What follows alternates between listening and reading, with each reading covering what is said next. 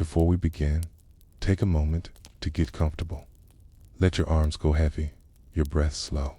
And as you listen, feel free to leave a comment sharing what time it is, where you are, and what city or village you're listening from. It's love to know. And if you'd like more quiet stories like this one, don't forget to subscribe so they gently appear when you need them most. Now, let's begin. The Romans had a habit of hiding their fears in plain sight. Beneath the bustling capital, where magistrates debated and senators schemed, there was a room not marked by statues or fountains or plaques. No triumphs were held there. No pilgrims visited it. No great orator ever pointed toward it in speeches carved in marble. And yet, beneath the temple of Jupiter, Optimus Maximus, Rome kept its most dangerous possession. Not a sword, not a relic of the gods, but a collection of verses poetry, really tucked into scrolls that no one read unless Rome was in danger. These were the Sibylline Books. They weren't called books because of how they were bound. Rome didn't use codices for sacred writings until centuries later. Instead, they were scrolls written in an ancient Greek dialect no longer spoken, stored inside a chest, inside a vault, inside a shrine. They were consulted only by order of the Senate, and only when omens had gone wrong. The sun had darkened. At midday, opened the books. A comet had burned across the sky, sealed the chest. Floods had devoured the forum, fetched the scrolls, but no one consulted them freely. No one read them for pleasure, and no one, not even the priests who kept them, understood exactly where they came from. You're probably wondering why a city built on conquest and politics, city that prided itself on law, order, and reason would rely on ancient prophecies written in a language few remembered.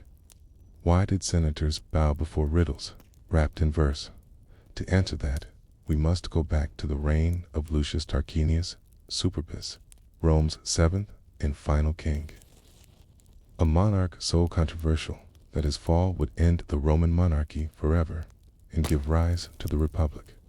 According to legend, sometime in the late 6th century BCE, an old woman came to him carrying 9 scrolls. She called herself the Sibylla title, not a name, said these scrolls contain the future of Rome, all of it, from birth to death, from glory to ruin. And she offered to sell them to the king, but her price was absurd. Tarquin laughed in her face, and so she left. She returned later, this time with only 6 scrolls. The price is the same again. He refused. She left again. When she returned a third time, she carried only 3 scrolls, but the price remained unchanged. This time, something about her eyes, or perhaps the way Rome's priest whispered about omens, settled the king.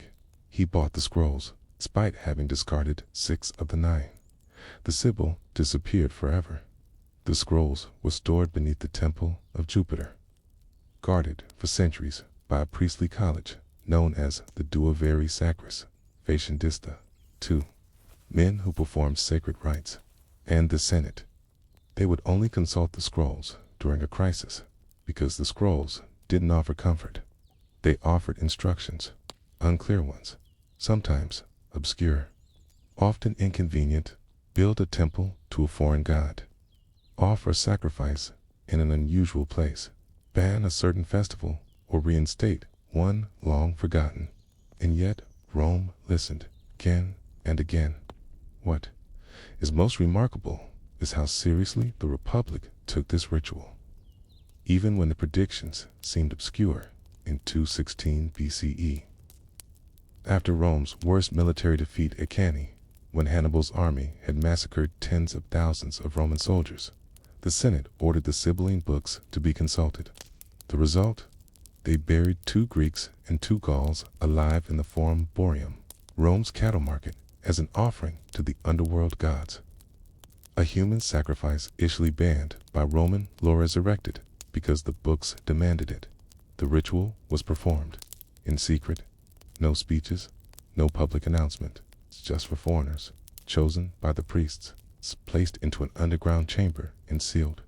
It was the only recorded Roman human sacrifice of that kind, and yet the Sibylline books remained intact, untouched, returned to their vault, consulted again when needed. The logic seemed to be, do what they say, then walk away.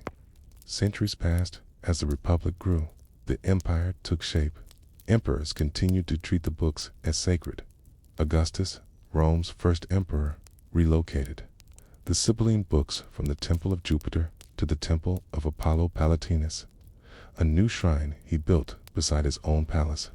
There, he placed them in a fireproof chamber, lined with stone and sealed with bronze. He even ordered new translations and transcriptions, creating a set of backup copies just in case. By then, the books were over 500 years old, and yet, their warnings still held weight. Rome, now the greatest empire the world had ever known, still feared the same verses whispered to a king who no longer mattered. But what exactly was in the Sibylline books? That's the great mystery. No full copies have survived. They were never made public, and even Roman historians with access to the Senate's archives rarely quoted from them directly. We only know what the books said indirectly from the actions they inspired. In one case, the books told Rome to invite the cult of Cybele, the Great Mother, from Asia Minor. In another, they demanded offerings to Apollo and foreign rites in Greek style. The books were not Roman in origin. They spoke in riddles. They commanded foreign rituals. They forced Rome to acknowledge its limitations. And that may be why they were so feared. They reminded Rome that it was not self-sufficient, that despite its armies, its laws, and its gods, it still had to kneel before ancient instructions, written by a vanished woman in a forgotten tongue. When the Temple of Apollo was struck by lightning in 06 CE, Augustus ordered repairs immediately, not because of the marble or the architecture, but because of the fireproof chamber beneath. It might have been compromised. He feared for the scrolls, and that fear remained embedded in the empire until the 4th century, when Rome's power began to crack. That's when the scrolls finally disappeared, but not in fire, not in theft. They vanished. The Sibylline books had been guarded for nearly 1,000 years, from the age of kings to the final centuries of the empire. They had survived fires, civil wars, and imperial transitions. They had outlived the Republic, been relocated by emperors, and retranscribed when their language began to fade from memory. They were held in reverence, consulted in crisis, and sealed away the rest of the time. Always protected in vaults of stone and bronze, but in the end, it wasn't natural disaster or foreign invasion that took them. It was a legal decision, a quiet one. No procession marked the occasion. No mourning ceremony was held in the forum. No fire raged across the Palatine Hill. Instead, the early years of the Christian Roman Empire, sometime in the 4th century CE, the Sibylline books were ordered to be destroyed by decree. The same city that had once sacrificed humans to obey the words of the Sibyl now chose to erase her from memory. But why? What made the most sacred prophetic texts of Rome suddenly dangerous to keep? To answer that, you have to understand what was happening in the empire at the time, not just politically, but spiritually. The 4th century was a time of transition.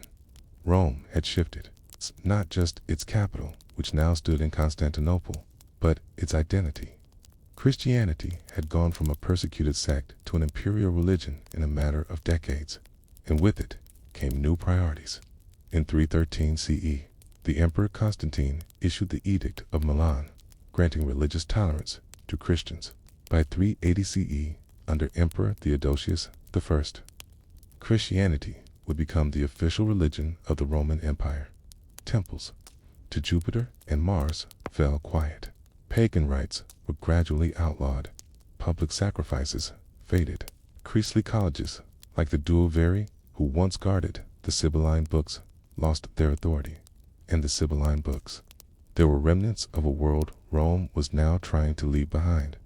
They were, quite simply, too pagan to associated with rituals the new order considered superstitious, too prone to suggest rites involving foreign gods, blood sacrifices, or idolatrous practices, too embedded in a system of state-sponsored divination that now stood at odds with the Christian understanding of prophecy.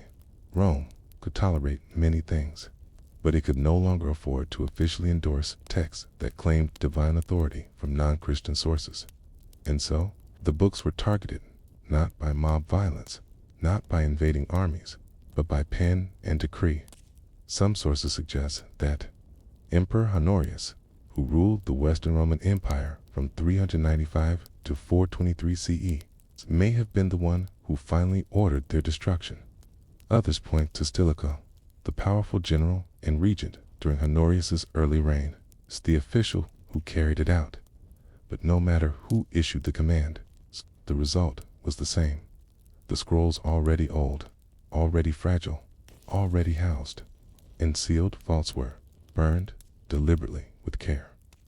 Unlike the chaotic fires of ancient battles or accidental blazes that destroyed Rome's archives in earlier centuries, this destruction was clinical. It was part of a larger pattern. Shrines were being closed, statues removed, festivals banned, pagan priests deposed. Sacred groves, once protected by law, were now chopped down or abandoned. And in the midst of this, Sibylline Books, Rome's ancient backup plan for divine consultation, were labeled heretical. It's worth pausing to imagine that moment. Somewhere, in a temple no longer visited, priests, perhaps elderly, perhaps resistant, watched as scrolls written in an archaic Greek dialect were brought from the vault, laid out, examined one last time. Perhaps some still believed the verses held power. Perhaps others were simply following orders. Then, one by one, the scrolls were burned, flame licking across brittle parchment, ash rising into the air. Words that had survived centuries vanishing into smoke in minutes. And with that act, centuries of ritual vanished. No more consulting the Sibylline books after eclipses.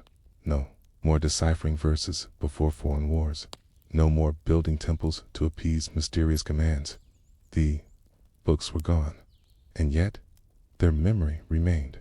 For the Sibylline books had become a symbol, not just a tool. They represented Rome's relationship with the unknown, a willingness to admit vulnerability, a habit of treating uncertainty with ceremony. They were relics from a time when religion was woven into civic policy, when divine messages came not from personal faith, but from institutional rituals. Oddly, even as the books disappeared from shelves and temples, they gained new life in Christian thought. Early Christian writers had a complicated relationship with the Sibyl. Some viewed her as a dangerous pagan prophetess. Others claimed she had foretold the coming of Christ. The Sibylline Kosa, different but similarly named collection of writings, were edited and reinterpreted by Christian authors to support biblical narratives.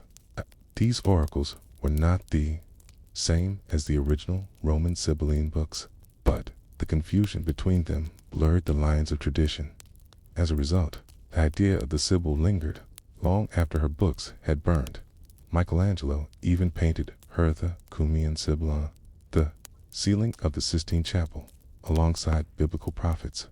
There she sits, draped in robes, holding a book she was never permitted to write.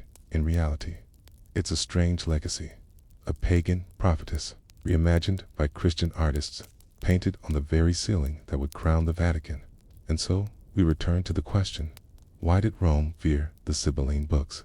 Because they represented a voice older than Rome itself, a voice that couldn't be controlled, edited, or debated in the forum, a voice that, in moments of panic, could tell even the most powerful men in the world to bow their heads in light candles to gods they barely believed in the end.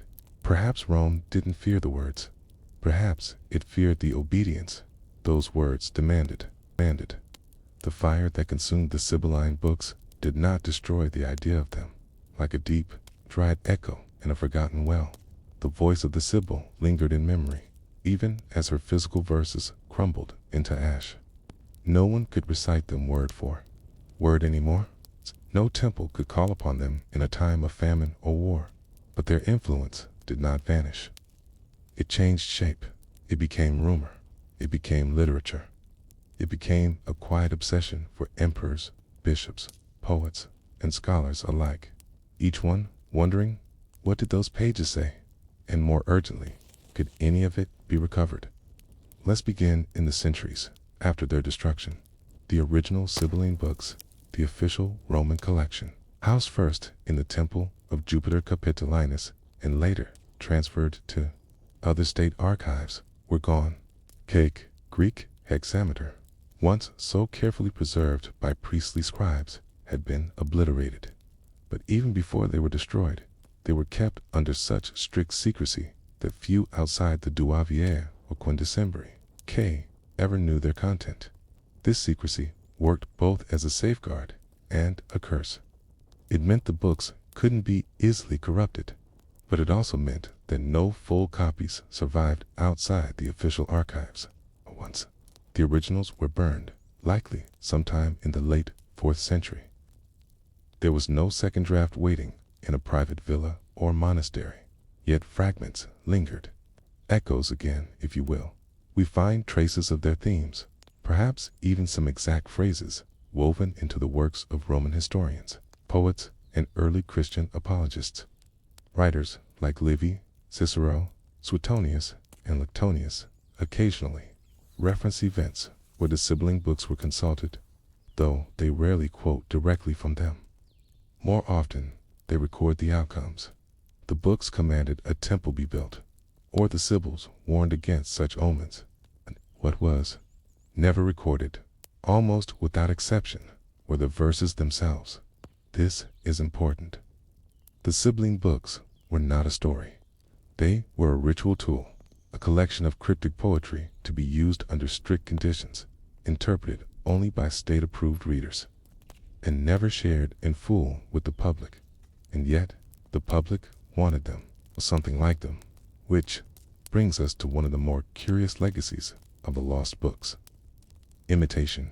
Sometime between the 2nd century BCE and the 7th century CE, a new body of work emerged, written in Greek hexameter, mimicking the style and themes of the original Sibylline Books, called the Sibylline Oracles.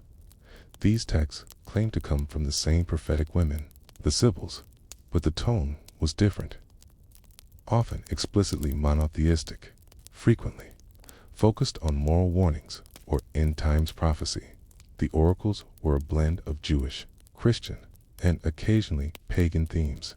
Unlike the Roman state's Sibylline Books, which were consulted only during state crises, the oracles were meant to be read more widely. They were intended to influence belief, not statecraft. Early Christian thinkers took a special interest in these texts. Church fathers like Lactantius, Augustine, and even Justin Martyr referenced them in arguments for Christianity's divine truth. They believed, or at least claimed, that the Sibyl had foreseen the coming of Christ, that this pagan prophetess had spoken of a virgin birth, of judgment, of resurrection. Whether these verses were genuinely ancient or retroactively written to fit Christian theology is still debated. Most scholars believe they were pseudepigraphic, written under the name of the Sibyl, but composed centuries after she was first invoked in Roman temples. Still, they served a purpose. They filled a vacuum. Rome had burned its most sacred book, but it could not erase the idea that divine prophecy had once been written in human language, and so new verses emerged to take the old one's place, not because they were accurate, but because people needed something to believe in. Over time, the figure of the Sibyl herself began to shift. She was no longer just a half-mythical prophetess from Cumae or Erythrae. She became a symbol of lost knowledge, of half-remembered wisdom.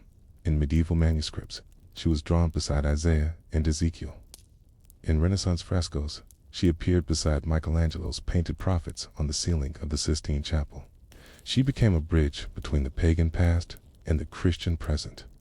a figure who could be reinterpreted depending on the era's needs. And yet, the original texts remained lost. This brings us to a peculiar irony. Despite their status, despite the reverence they inspired, and despite the countless political decisions made in their name, not a single complete line of the Sibylline books survives today. We don't know what they sounded like. We don't know what gods they invoked. We don't know if they were poetic, cryptic, terrifying, or comforting. All we know is that they were once feared enough to be hidden out, and later feared enough to be destroyed. In the modern era, scholars have searched for clues in surprising places. Excavations around the Capitoline Hill and Palatine Hill in Rome have unearthed fragments of temple walls, scorched foundation stones, and charred scroll cases, some empty, some with only crumbling ink. None have yielded conclusive evidence of the Sibylline books. There's a kind of poetry to this, that one of the most influential texts in Roman history may have left no physical trace at all. It reminds us that power is not always tied to permanence, that influence doesn't always leave footprints, that sometimes the most important objects in history are those that vanish before we understand them, even today. The idea of the Sibylline books continues to echo in unexpected places. In literature, the Sibyl appears in T.S. Eliot's The Waste Land, where the poet quotes from Petronius. I saw with my own eyes the Sibyl at Cumae hanging in a jar. And when the boys asked her, "What do you want?" she answered, "I want to die." It's a haunting image, the prophetess suspended, ancient, weary of her own knowledge. It's not about the books themselves, but about the burden of knowing elsewhere. The Sibyl has become a metaphor in philosophy, art, and even popular culture. The idea of a hidden prophecy, a sealed truth, a secret that, if opened, might unravel something too complex to contain. All of it speaks to the legacy of those long-lost scrolls, of a vault that no longer exists, of fireproof bronze boxes that could not save what lay within. So, what were the Sibylline books? We know the facts, that they were housed in the Temple of Jupiter, guarded by priestly colleges, consulted during times of crisis, and destroyed when Christianity became Rome's new language of the divine. But beyond the facts, they were an act of faith, not in a god, not even in a specific future, but in the idea that somewhere, somehow, someone had written down a few lines of verse that could help humanity navigate uncertainty. Even now, that idea lingers. What if someone had preserved them? What if a single scroll lies buried beneath a collapsed temple, still waiting to be found? What would it say if we could open it? And would we still understand the language it was written in? Or, perhaps more importantly, would it still understand us and us? It began, as so many Roman tales did, with a stranger appearing at the gates. She came quietly, without retinue or horses, cloaked in the dust of the Via Appia. No guards flanked her. No banners announced her. Her sandals were weathered, her robes unremarkable, and yet something about her stilled the air around her. No one recorded her name. She simply appeared in the records as the woman from Cumae. To understand why her presence caused such unease, you need to imagine Rome in its uncertain youth, not yet an empire, barely a republic, still just a patchwork of villages and hills, bound together by superstition and the threat of war. The king, at that time, Tarquinius Superbus, or Tarquin the Proud, was the last of Rome's monarchs. He was ambitious, cunning, and deeply aware of the power of symbols. Tarquin wanted Rome to project dominance, not just through military force, but through ritual and spectacle. The woman who approached his palace that day claimed to carry something extraordinary. 9 books, 9 volumes of prophecy, she said, written in ancient Greek hexameter, each one encoded with knowledge passed down through divine inspiration. They were, she said, the words of the Sibyl. She did not offer to show them. She did not explain what was inside, but she offered to sell them for an astonishing price. We are told Tarquin laughed. He did not believe her. Who was this veiled woman with dusty feet and no witnesses? What power could she possibly have? What value could be placed on parchment covered in riddles? He refused. She left, but she returned some days later with the same books. Only now there were 6 she had. She said, "Burned 3," and she asked the same price. Tarquin was confused. Was this madness? Was it a bluff? What was she playing at? Again, he refused, and again she departed. When she returned for the 3rd time, she held just 3 books. She told him these were the last of their kind, the final remnants of a prophecy Rome would one day beg to understand. The price still remained unchanged. This time, Tarquin agreed. Whether it was fear or curiosity that moved him is not recorded, but he purchased the remaining books, and he placed them in the Temple of Jupiter on the Capitoline Hill, locked away, consulted only by the priesthood and hidden from public view. He never saw the woman again. This brief and peculiar tale is one of the oldest surviving legends in Roman history, dating back to roughly the 6th century BCE. It raises questions that were never meant to have clear answers. Who was this woman? Was she truly the Cumean Sibyl, priestess of Apollo? One of the 9 or sometimes 10 prophetic voices said to be scattered across the ancient world? Or was she a fraud?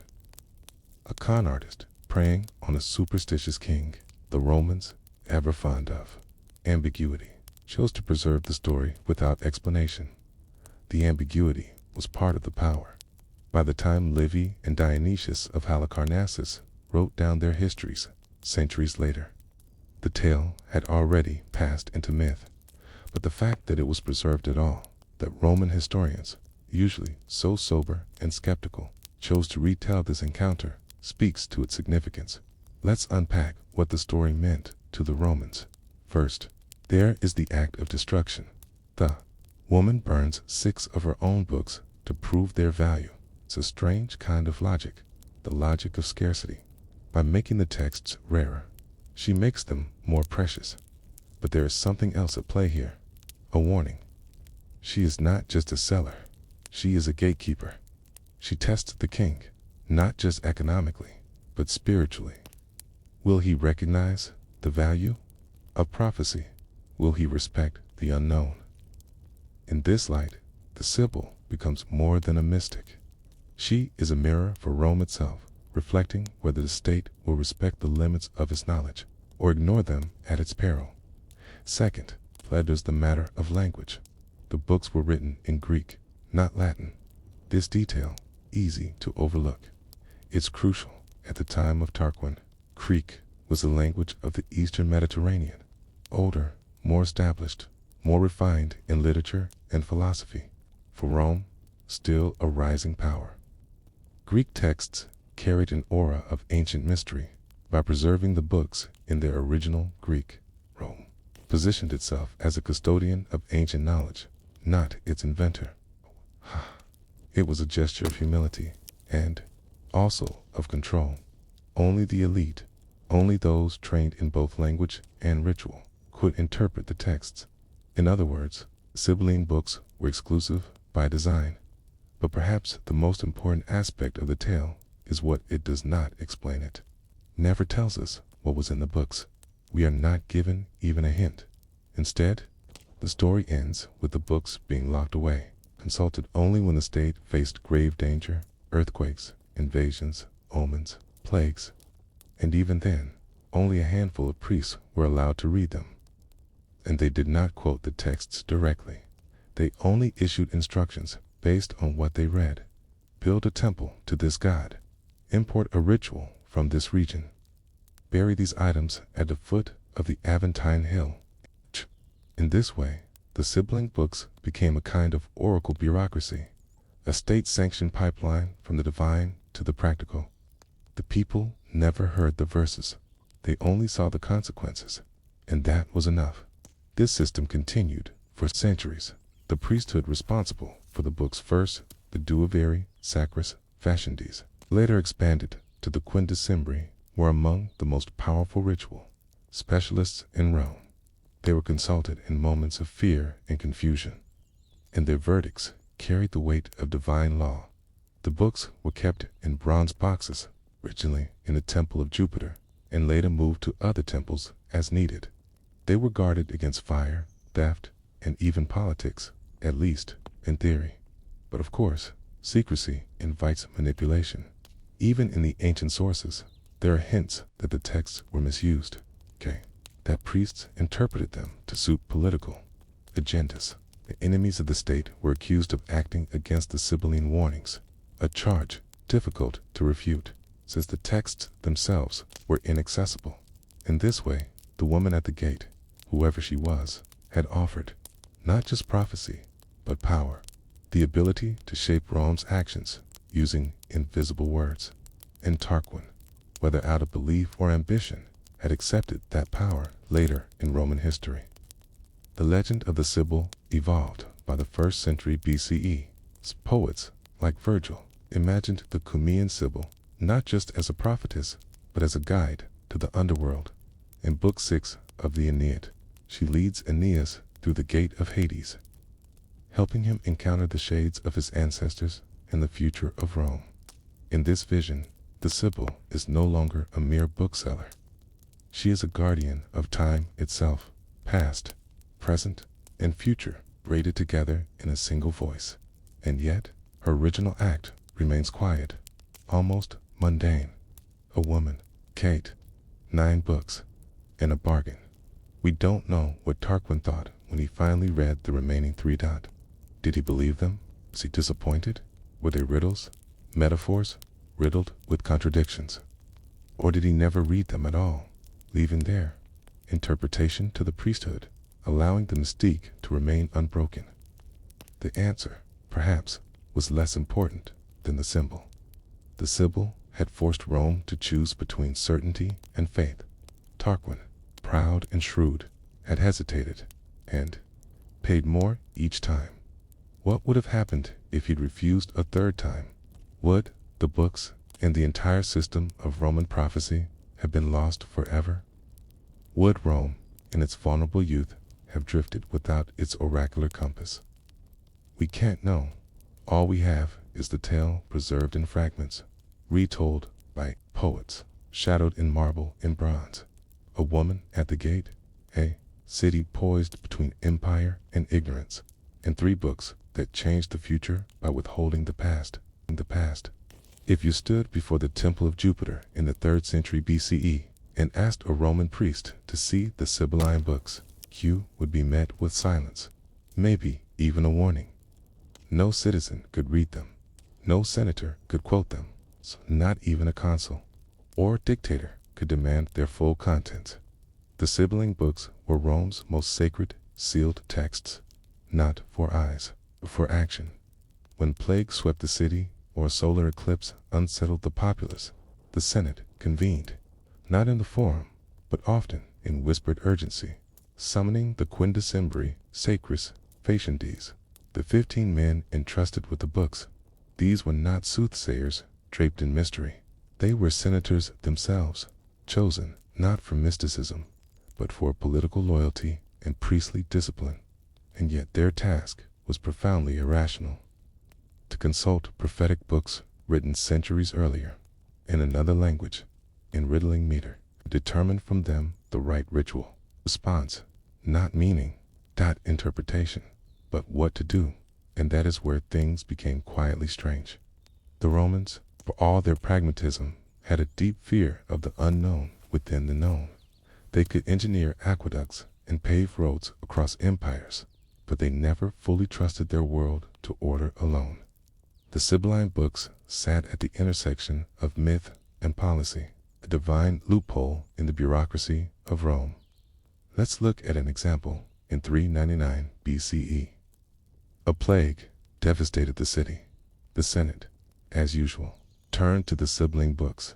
The priests read the old hexameters and reported that a foreign god, Apollo Medicus, healer of the Greeks, must be honored in Rome. So the Senate ordered a temple to Apollo be built, not just a shrine, but a proper temple on the Campus Martis. Rome imported a Greek god, and in doing so, quietly admitted, our rituals are not enough. We must borrow the power of others. That moment matters. It shows how the Sibylline books functioned, less as a playbook and more as a pressure valve. They gave Rome permission to evolve when traditional Roman gods failed, when standard rites felt insufficient. The books offered a sacred rationale to import new practices. They allowed for controlled flexibility. Rome, after all, would never say it was changing. The Sibylline books gave them a way to say, we're not changing, we're obeying ancient prophecy. The rituals extracted from the books were often bizarre by modern standards. During the Second Punic War, in 217 BCE, Rome suffered a catastrophic defeat at Lake Trasimene. Panic gripped the city. Again, the Senate turned to the Sibylline texts. The priests emerged with an unsettling directive. Bury 2 pairs of humans alive, a Greek man and woman, and a Gallic man and woman, in the Forum Boarium near the cattle market. Human sacrifice, once outlawed, returned briefly by prophetic decree, and then it vanished again. The act was not framed as murder or vengeance, but as a necessary ritual appeasement drawn from foreign traditions mentioned in the books. Why was it accepted? Because the Sibylline texts carried sacred authority without specificity. No one outside the priesthood could verify the orders. No one could contradict them.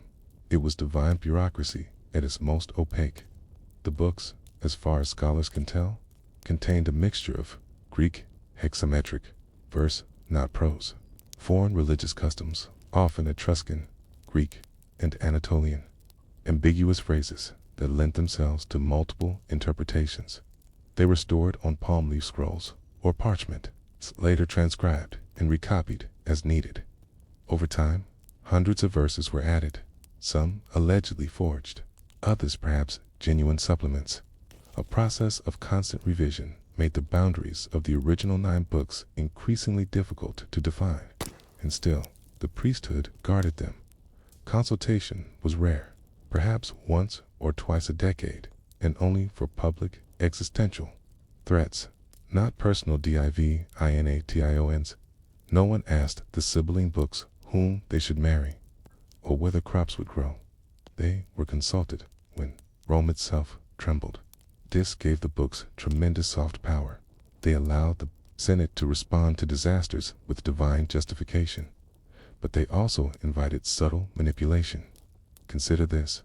If a priesthood loyal to a political faction could access sealed knowledge, how easy it would be to interpret a line in a way that supported a military campaign or justified purging an opponent. You could claim the books foretold famine unless a certain general returned, or that divine wrath demanded a temple be built, conveniently enriching the contractors aligned with your allies. And because no one else could read the texts, your interpretation stood unchallenged. We find hints of such maneuvering in the records. Cicero, in his skeptical divination, questioned how the books could speak to current events with such precision. Clee, usually deferential, occasionally hints at priestly overreach. Suetonius outright accuses emperors of forging prophetic decrees, and yet the books remained revered. Why? 'Cause they offered comfort through obscurity. Their unreadability was their strength. Like stars interpreted by astrologers, ring trails, read by haruspices.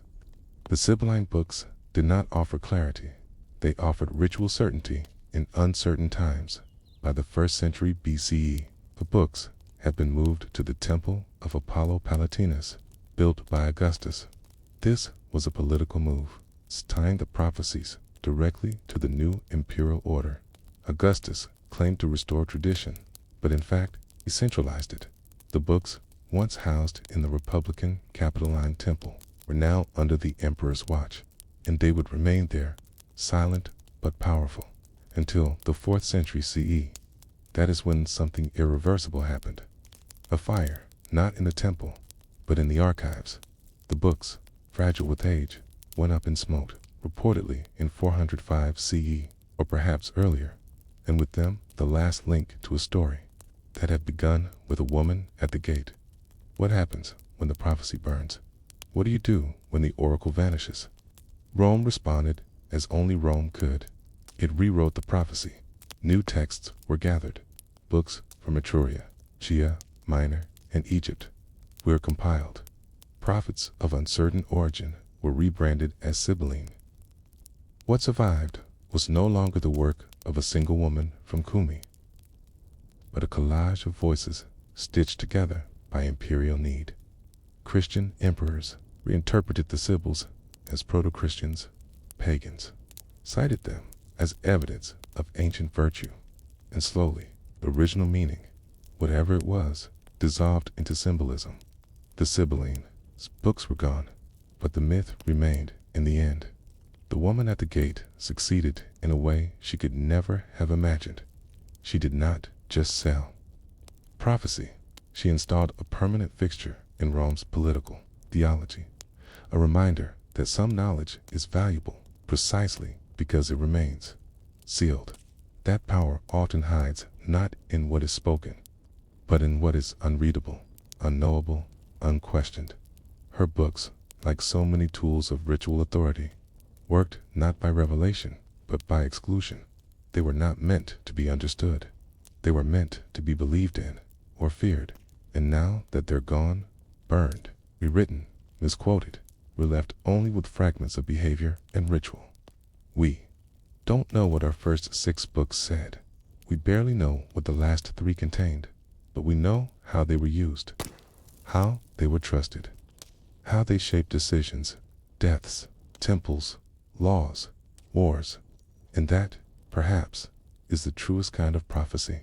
Not a prediction of events, but an invitation to behave as though the divine has spoken, and who, today, still carries that same invisible voice.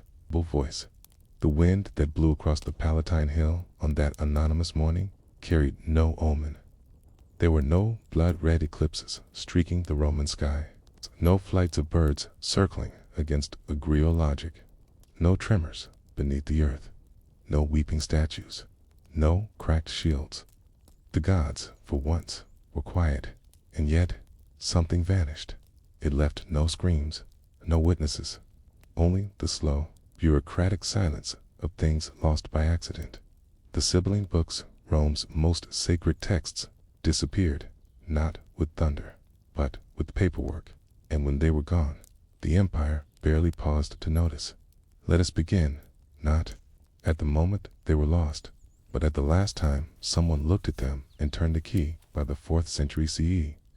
The Sibylline Books were no longer physically stored where they had first been sealed. Gone were the fireproof underground vaults of the Temple of Jupiter on the Capitoline. Augustus, that meticulous reorganizer of Roman religion, had long since moved them to the Temple of Apollo Palatinus, nestled in the shadow of the imperial palace. The books were protected by stone. They were read only by a select few, the quindecimviri sacris facundis, the 15 men whose job was to unroll the scrolls only when Rome's destiny trembled. And by now, that destiny trembled often. Rome was no longer a republic, but a splintering empire. The year was somewhere near 405 CE, though even that is uncertain. And the empire, once so confident it could borrow foreign gods to solve local plagues, was quietly coming apart. In the West, administrative fatigue had set in. Roads were still patrolled, but infrequently. Tax collectors were still feared, but less efficient. Armies still marched, but now often against each other. New faith Christianity had moved from persecuted underground sect to imperial institution. The old temples were no longer scrubbed with the same diligence. The fires on certain altars were allowed to go out, and it's likely, very likely, that when the fire came for the Sibylline Books, it came not in a blaze of anti-pagan rage, but in something far more boring. Neglect. There are several conflicting accounts of when and how the books were destroyed. One version says they were burned by accident during a fire at the temple of Apollo itself. Another says they were moved to a new archive where they were later destroyed.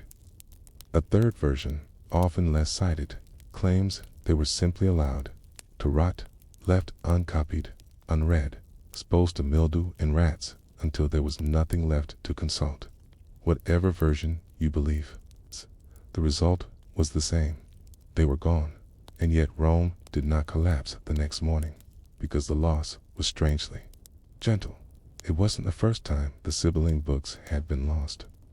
The originals, the fabled 9 scrolls sold by the Sibyl of Cumae to King Tarquin centuries earlier, were already gone, burned in the great fire of the Temple of Jupiter in 83 BCE.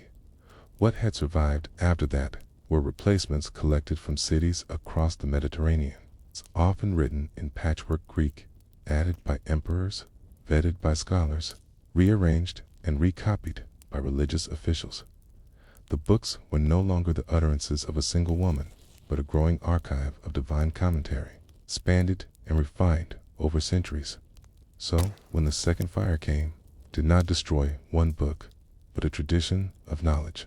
And that's harder to mourn. Try to imagine it. A junior clerk in the office of the prefectus, or B, the urban prefect, is tasked with inspecting temple inventories. It's a mundane duty.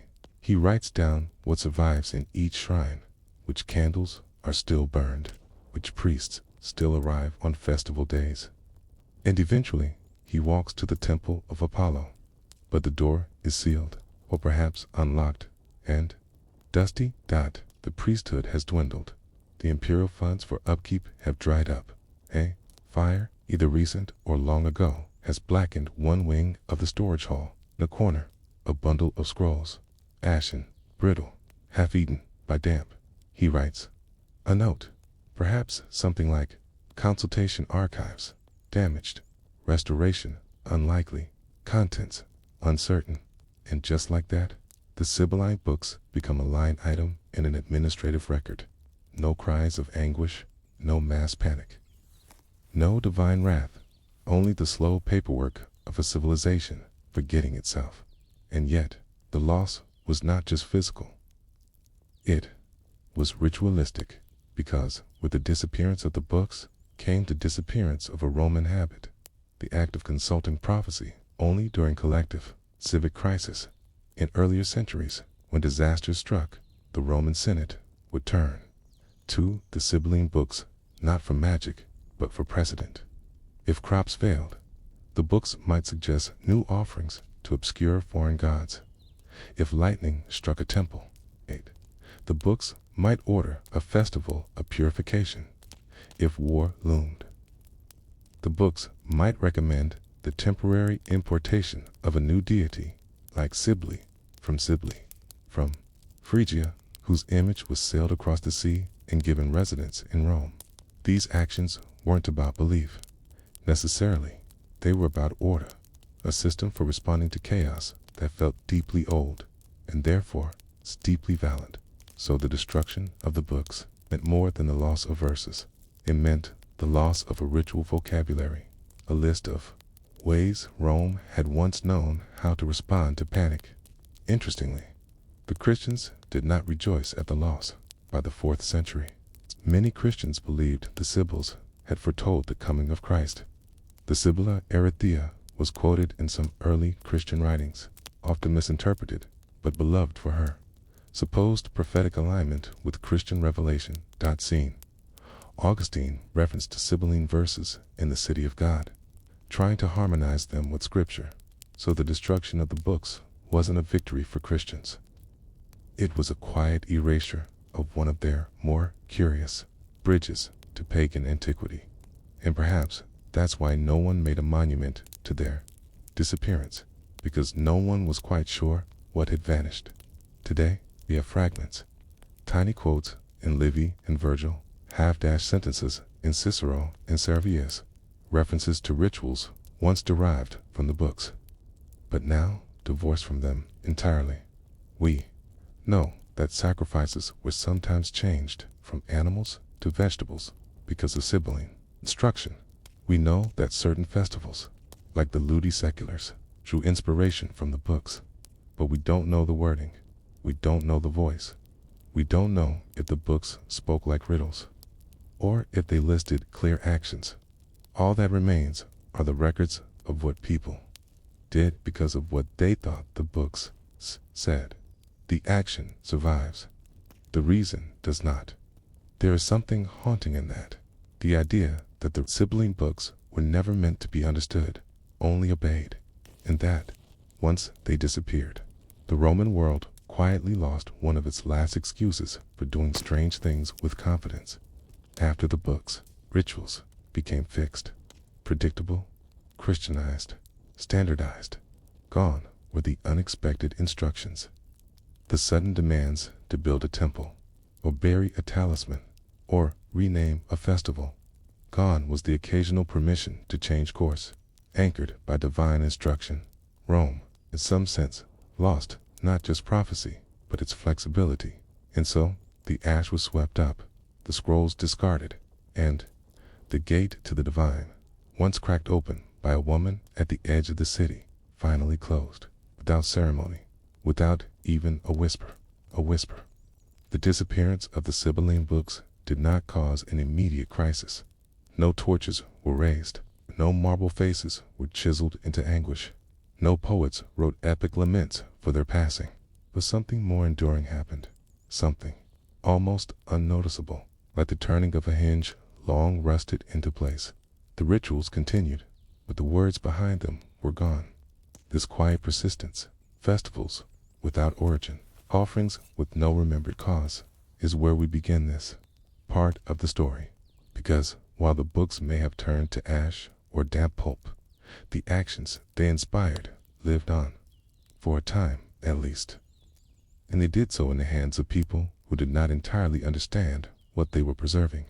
Let's begin with one of those rituals, the ludi seculars, or the secular games, held perhaps only once every 100 years, sometimes longer, sometimes shorter, depending on political convenience. The ludi seculars was a ceremony designed to mark the passing of a cyclum or age. It was never meant to be annual or even generational.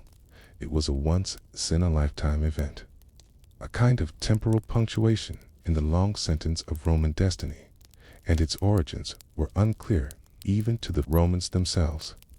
When Augustus revived the games in 17 BCE, he claimed he was restoring an ancient custom that dated back to the mists of early Roman kingship. The rituals involved sacrifices to underworld deities, including Dispater and Proserpina, as well as to the Fates, the Norns, and a scattering of other gods whose names varied with each retelling. But where had the instructions come from? Sibylline Books, or so it was said, each time the ludi seculars were organized. The quindecemviri consulted the books to determine how they should be performed, which gods to honor, which colors of animals to sacrifice, which prayers to recite, which locations in the city were deemed acceptable. But with the books gone, what was left? The notes, scribes, priests, and bureaucrats had, for centuries, recorded what had been done in past ceremonies. The instructions issued by the books were usually documented, not always word for word, but in sufficient detail to permit repetition. So, even after the books vanished, fragments of their commands remained, scattered throughout Roman archives, in temple accounts, in personal letters, in copies of priestly instructions. These secondary records became the new foundation by the late 4th century CE. What had once been prophecy was now protocol. Take, for instance, the public sacrifices that once would have been ordered by the books in response to omens. When a river flooded strangely, or a statue bled, or lightning struck the wrong building, the Senate would turn to the books. A consultation would be made. A specific god would be appeased. A specific ritual would be invented. But after the books burned, the people turned to precedent. They performed the rituals they remembered, not the ones newly revealed. They repeated Old ceremonies, perhaps, unchanged for a century, even if they no longer matched the crisis at hand. It was safer, less uncertain, more comfortable than inventing new forms of worship, in a sense. Rome stopped listening for the gods' instructions. It started rehearsing. This shift from revelation to repetition was mirrored in other parts of Roman life. Public festivals like the Ambravalia, a purification of the fields, or the Lectisternium, a public banquet for gods, had often been adapted by the Sibylline Books to suit different situations. But now they became fixed performances, held at the same times, with the same chants, the same processions, the same offerings. The books had once served as a flexible guide, a kind of living document, one that changed with the moment, guided by signs and symbols, now with their voice silenced. Rome fell back into pattern. It is easy to think of this as a loss, but for many Romans, it was likely a relief. There was no longer a need to decipher obscure verses. No more deciphering cryptic Greek stanzas to determine what kind of goat should be slaughtered, or which obscure Phrygian deity ought to be honored with foreign incense. Instead, the work became administrative. The rituals became something that could be managed with the ledger. But the books were not completely forgotten. They lingered in memory, sometimes half-quoted, sometimes distorted into legend. Later Christian writers, like Lactantius, referenced Sibylline oracles that prophesied the coming of Christ. Most of these texts were not genuine Roman-era Sibylline books, but later Christian forgeries, written in Greek hexameter to mirror the style of the original scrolls. Still, they were treated seriously by some in the early church, especially those eager to show that pagan antiquity had unknowingly anticipated Christian truths. This use of the Sibylline tradition by Christians is particularly strange when you consider how opposed early Christianity had been to pagan prophecy. But that's the thing about a prophecy once feared. It becomes comforting once it agrees with you. And so, the Sibyl lived on, not in Rome, but in memory. In paintings of the Renaissance, she would appear again, seated beside Old Testament prophets, her mouth half open, her scroll half rolled. Her words, though gone, became symbolic, no longer divine warnings, but poetic decorations. Yet, while the texts vanished, one thing did not: the fear. Even centuries after the books were gone, Rome, or what was left of it, retained a subtle discomfort around unregulated prophecy. This fear had always lingered in the Republic. Unlicensed seers were often expelled from the city. Prophetic cults were sometimes violently suppressed. Anyone claiming to possess a new Sibylline fragment was subject to intense scrutiny and often punishment. Why? Because prophecy, even when sacred, was disruptive. It gave power to voices outside the system. It introduced new rituals, new gods, new expectations. It interfered with control. And after the books were gone, Rome became even more committed to limiting divine speech. The early Christian church, which inherited much from Roman bureaucracy, would do the same. Unauthorized prophecy was regarded as heretical. Religious spontaneity was discouraged. Liturgy was formalized. Doctrine was printed. The living voice of the divine was replaced with recitation. And perhaps that, more than any ash or missing scroll, was the legacy of the lost books. Let us pause here. Think not about the fire, but the copyists. Imagine a temple scribe, trained since childhood to transcribe the fragile scrolls. He's not a prophet. He doesn't interpret. He doesn't perform rituals, doesn't even speak in public. But he knows the structure of each line. He knows the correct form of each archaic Greek verse. He knows the idioms used only in prophecy, phrases that belong neither to epic poetry nor law, but to something stranger. And now, the books are gone. His work is meaningless. He no longer has scrolls to copy, so he moves to another office. Perhaps he becomes a librarian. Perhaps he takes dictation in a magistrate's chamber. Perhaps he retires. He carries no great sadness. He simply adapts. The gods, after all, are still spoken of, just differently, and that too is history, not the grand collapse, but the small professional pivot, the quiet extinction of a role. There is a line from Cicero that echoes faintly here. He wrote, "The Sibyl spoke not to explain the future, but to make men fear it." But after the books were gone, the fear diminished. The world, now governed by codified faith, had fewer unknowns, fewer excuses to stop and consult something ancient, fewer reasons to listen to dust. And so, the ceremonies continued. The altars stood. For a while longer, the names were whispered, though with less belief, and, in time, the memories faded, not with drama, but with silence. So much of ancient Rome is still visible. You can visit the Colosseum, you can walk the Via Appia, you can see the ruins of aqueducts and bathhouses, arches and amphitheaters. Even underground sewers, the Cloaca Maxima, still carry water through the bones of the city. But the Sibylline Books, gone. No pages, no ash, no stone vault marked by tourists or candles. The most powerful words in Roman religion were never inscribed in bronze or preserved in temple marble.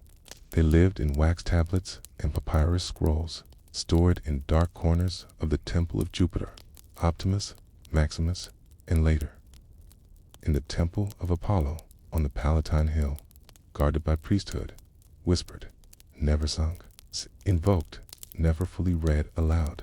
And when the temple burned in that quiet catastrophe of 405 CE, the scrolls that had once guided the Roman world simply stopped existing. This final section of our story is not about their preservation. It's about what wasn't preserved, and how that loss reshaped not just Roman religion, but the very idea of prophecy itself. To begin, we must return to the end, to that fire in the temple of Apollo. The historical sources are scant. There's no surviving eyewitness account, no dramatic retelling, no grand scroll of despair penned by a pagan philosopher or scribbled diary entry from a fleeing priest. All we have is a short reference: the temple of Apollo burned, and with it, the last copy of the Sibylline Books. We don't know how the fire started. Was it arson, accident, neglect? Perhaps by then the temple was already falling into disuse. Christianity had become the state religion in 380 CE. Pagan rituals were banned shortly after. Temples lost their funding. Altars were left crumbling. It's not hard to imagine that by 405, the once sacred scrolls were sitting in a dark, dust-choked chamber, perhaps untouched for years. If fire came, no one ran to save them. No one pulled them from their cases. No one remembered the proper way to hold the box. There was no sacred alarm bell, no rite of preservation. The books simply ceased, and no one rebuilt them in earlier centuries. Lost books had been replaced. After the original Sibylline scrolls were destroyed in a fire in 83 BCE during the burning of the Temple of Jupiter, the Senate sent envoys across the empire to collect every known oracle attributed to Sibyls. A tree from Samos, from Cumae. Hundreds of verses were gathered, vetted, selected, kept, and recopied, but not this time. In 405 CE, Rome was no longer looking to preserve its pagan foundations. Christianity was not only the new religion, it was the legal one. Emperor Theodosius had criminalized traditional rituals. Quindecembri, the priestly keepers of the Sibylline Books, had been disbanded. Their temples were being repurposed, or left to decay. And the books, rather than being a sacred repository of guidance, were now considered dangerous remnants of superstition. To Christians, they were suspiciously Greek, suspiciously tied to a world of false gods, questionable sacrifices, and occult practices. Even their poetic meter, hexameter, was associated with pagan epics. So when they vanished, the silence that followed was not mournful, it was relief. But that doesn't mean the Sibyl disappeared. She returned, urposed in medieval Christian tradition. The Sibyl became something new, a pagan prophetess who had unknowingly foretold the coming of Christ. According to this view, the Sibylline books were not repositories of Roman civic ritual, but secret anticipations of the New Testament. Artists of the Middle Ages and Renaissance often painted the Sibyl alongside the Old Testament prophets. In Michelangelo's frescoes in the Sistine Chapel, the Cumaean Sibyl sits in profile, muscular, aged, and wise, her scrolls open, her face somber. But what was once forbidden knowledge became allegory, symbol, aesthetics. The prophecies were no longer consulted for guidance. They were illustrated in church ceilings. This evolution reflects deeper pattern. The Roman world, especially in its decline, had become dependent on archives of ritual knowledge, libraries of precedent. In place of divine voices came stored ceremonies. Traditions replaced visions. Scrolls replaced flames. And eventually, scrolls themselves were replaced by books of theology, by canon law, by liturgy.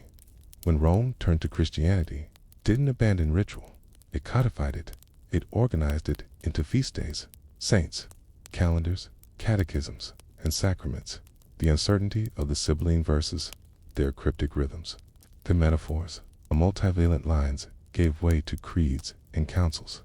Rome did not lose its need for sacred texts. It simply demanded that the sacred be knowable, not mysterious, not partial, not flexible, authoritative. And that's the strange paradox. The Sibylline books were feared not because they were dangerous, but because they were uncontrolled.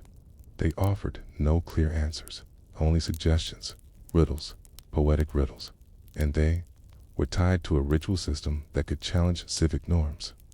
When Rome consulted the books, it sometimes imported foreign gods, changed holidays, reordered sacrifices, built new temples to obscure deities. That was power, unpredictable power. And when Rome no longer wanted the divine to be unpredictable, the books no longer had a place. But imagine, if you will, a world where they had survived. Would modern Rome still have a temple of prophecy? Would we know more about the strange cults of pre-Republican Italy?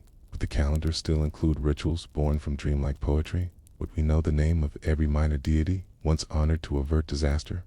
Or would we simply be more confused, surrounded by riddles, lacking the resolution that modern history so often demands? Perhaps the real loss is not the books themselves, but the attitude they represented. A Rome willing to admit it didn't have all the answers. A Rome that looked to mystery. A Rome that, in the face of catastrophe, flood, plague, war, turned not to doctrine, but to poetry. There's a final irony worth mentioning. For all their mystery, the Sibylline books may have been, in the end, pointingly practical. Many scholars believe they were filled not with soaring oracles or poetic apocalypse, but lists of instructions. If a drought came, sacrifice to Ceres. If lightning struck the Capitoline Hill, offer incense to Jupiter. If a birthmark appeared on a sacrificial lamb, bury it in a specific field. In other words, bureaucracy disguised as revelation. But does that make them less sacred or more human? What if the real wisdom of the Sibyl was not in her predictions, but in her reminders? That ritual matters, that tradition preserves, that when the world trembles, even small gestures, a chant, a garland, a coin left on a step, carry weight, that the sacred does not need to be loud, only remembered. And so, the books burned, not with fanfare, not with lament, but with the quiet, qualming sigh of a world turning its face to something new.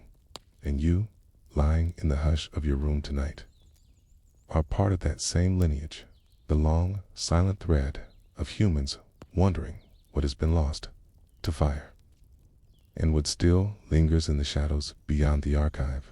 The books are gone, but perhaps their whispers remain somewhere in dreams, in instinct, in the quiet moment before a decision is made, or in the question that has no answer. What did Rome fear most, the words in the scrolls, or the silence left behind? Sometimes, history doesn't vanish in a great battle or under the hammer of a conqueror. Sometimes, it disappears because someone forgot to put out a lamp. That's what they say about the night the Temple of Jupiter burned. In 83 BCE, when the original Sibylline books were lost. It wasn't a war. It wasn't a plot. It was fire. Ordinary, consuming, indiscriminate fire. And with it, sacred verses that had whispered into the ears of senators, generals, and consuls for centuries were reduced to ash. Rome lost its future that night. At least, that's how it felt to those who believed that every war, every flood, every pestilence could be explained or prevented by consulting those scrolls. But Rome wasn't the kind of city to surrender to silence. If the future had burned, it would simply be rebuilt. And so began one of the strangest salvage operations in Roman religious history, the reconstruction of prophecy, not the restoration of a building, not the repair of statues or walls, but the attempt to gather lost wisdom from across the known world. Piece by piece, line by line, we must pause for a moment to consider how strange this really was. The Sibylline books were not like other texts. They weren't public. No one could casually read them. They weren't quoted in speeches or copied into private libraries. They were guarded, held under lock and key in the Temple of Jupiter on the Capitoline Hill. Access to them was restricted to a special group of priests known as the Duavri Sacris Vichandis, later expanded to 10, and then 15, the Quindecimviri Sacris Phasendis. These priests were not interpreters in the modern sense. They were gatekeepers of ancient panic. You did not read the Sibylline books for pleasure. You read them when something had gone wrong. A rain of blood, a cow giving birth to twins, a plague striking children but sparing adults, a solar eclipse that came at the wrong time. You consulted the books when the normal rhythms of Rome cracked, and the only thing left to do was ask the past for guidance about the future. So when they burned in that temple fire, Rome felt untethered. There's no complete account of the blaze, but historians agree the Temple of Jupiter, Capitolinus, was consumed by flames in 83 BCE during a period of civil war and upheaval. This was not a peaceful time. Sulla had just returned to Rome from Greece. The Marian faction had briefly seized the city. Violence stalked the forum. Senators were murdered. Conscriptions were announced. And somewhere in this chaos, the most sacred books in the Republic, books older than the Republic itself, vanished. The city, reeling from political whiplash, responded not with mourning, but with bureaucracy. A Senate decree was issued. Rome would send out official delegations across the Mediterranean world. Their mission: find and collect any Sibylline verses still in existence. It was a wild request, but it wasn't absurd. The idea of Sibyl's female prophets was not unique to Rome. They appeared throughout the Greek world, from Delphi to Cumae, from Erythrae to Samos. Each Sibyl spoke in her own tongue, in her own rhythm, in her own cave or temple. Some sang, some raved, some wrote. Their words were often transcribed, or claimed to be transcribed, by attendants or by worshippers. Over the centuries, these verses had been passed down, recopied, quoted, and forgotten, floating through marketplaces and porticos, sometimes sold by charlatans, sometimes revered by pilgrims. Rome's emissaries were told to search temples, libraries, and private collections, to ask priests and philosophers, kings and scholars, to gather every line attributed to any Sibyl in any place, and to bring them home. The resulting collection effort was enormous. Imagine parchment and scrolls, being hauled over land and by sea. Imagine Greek verses scribbled hastily by candlelight being inspected by Roman officials under torchlight. Imagine the questions. Is this real? Is this truly Sibylline? What does this line mean? It took years, but eventually, hundreds, some say thousands of verses were brought to Rome. They were reviewed, sifted, analyzed. Priests and scholars worked to determine which were authentic, which were forgeries, and which might still carry divine authority. And slowly, a new version of the Sibylline books was assembled. Not the original, and not a perfect replacement, but a stitched together patchwork of prophecy. It's important too. Remember what Rome wanted from these texts. Not prediction, not the future as we imagine it. They weren't seeking dates or names or maps. They were seeking ritual instruction. If the Tiber flooded, what offering would appease the gods? If a comet appeared, should a new temple be built? If war was declared, should sacred shields be hung? The Sibylline books were not theological. They were procedural, and so the rebuilt collection, drawn from fragments, from foreign shores, from competing voices, wasn't required to be perfect. It only needed to function to restore the rituals, to give Rome back its sacred muscle memory. And yet, something had changed. The original books had been housed in a single temple, tended by generations of priests, whispered about with awe. They were old in a way that made people nervous. This new collection, it was young. It didn't carry the same weight. It lacked the patina of mystery, and some in Rome questioned whether it truly held the same power. The quindecimvirs continued to consult them. Of course, the Senate still issued decrees based on their contents. Temples were built. Gods were invited. Festivals were added. But something was gone. Not just the scrolls, but the aura of eyes, inevitability. The sense that the gods had once spoken clearly, and only once. Now, with verses coming from scattered places, Erythrae, Samos, Phrygia, the unity of voice was lost. Rome had not preserved the Sibyl's prophecies.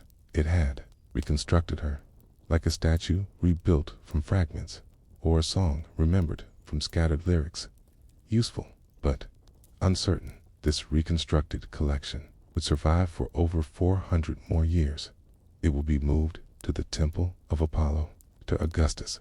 It would be consulted during crises and paraded in ceremonies, but always in the back of the Roman mind. There was a question. Did we really recover what we lost? Or did we simply invent something new and pretend it was old?